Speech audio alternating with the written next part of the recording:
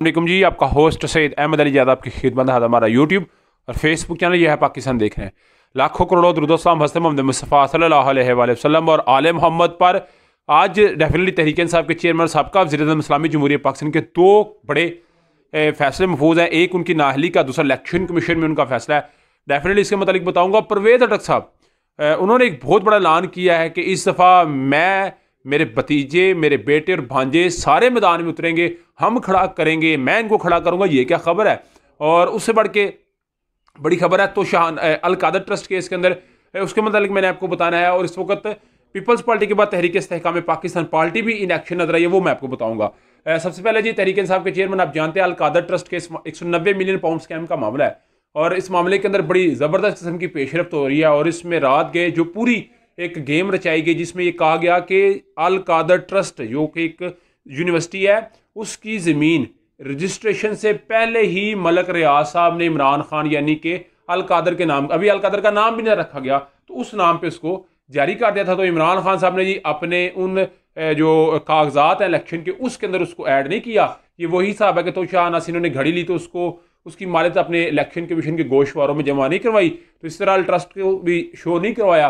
तो इसलिए इमरान अहमद खान न्याजी साहब के लिए ये मामला जो है वो दूसरी तरफ जा सकता है, यानी कि उनकी नाअहली जो है वो हो सकती है। तो बहुत सारे ऐसे केसेस सामने लेके आने के जिससे तहरीक इंसाफ के चेयरमैन की नाअहली को यकीनी बनाया जाए और उसमें कोई भी किसी किस्म का सकम बाकी ना रह जाए। इस वक्त इस लेवल के ऊपर तैयारी होती नजर आ रही है। उधर जी, पीपल्स पार्टी के साबका सदर और शरीक चेयरमैन आसिफ अली जरदारी साहब ने कहा कि लोग लाडलों को पसंद नहीं करते, यानी कि नवाज शरीफ को नहीं, लोग अपने मुंतखब नुमाइंदों को पसंद करते हैं।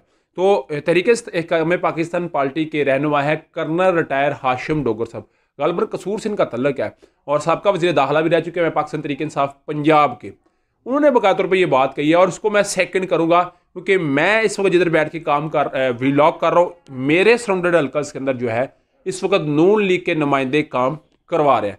कर्नल रिटायर हाशिम डोगर साहब ने यह बात कही है कि जिधर जिधर नून लीग के हल्के हैं, उम्मीदवार है, उन्हें पता है कि हमें यहाँ से वोट मिल सकता है या थोड़ा सा वोट डिस्टर्ब है, वहाँ पे तरक्याती काम जारी है। उनके जो नून लीग के नुमाइंदे हैं वो ये बात कहते नजर आ रहे हैं कि ये काम हम करवा रहे हैं। बिल्कुल ऐसा ही है, मेरे हल्के के अंदर इस वक्त नून लीग के जो लोग हैं उसको काम को करवा रहे हैं। तो ये मामला तो फिर इसका मतलब है 11 प्लेइंग फील्ड से भी ऊपर है।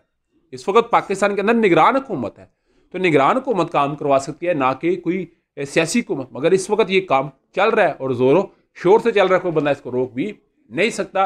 और तहरीक इंसाफ जो है वो इसके ऊपर वावला डाल रही है, पीपल्स पार्टी वावला डाल रही है, तहरीक इस्तेहकाम डाल रही है, दूसरी जमातें भी आस्ता आस्ता शुरू हो जाएंगी।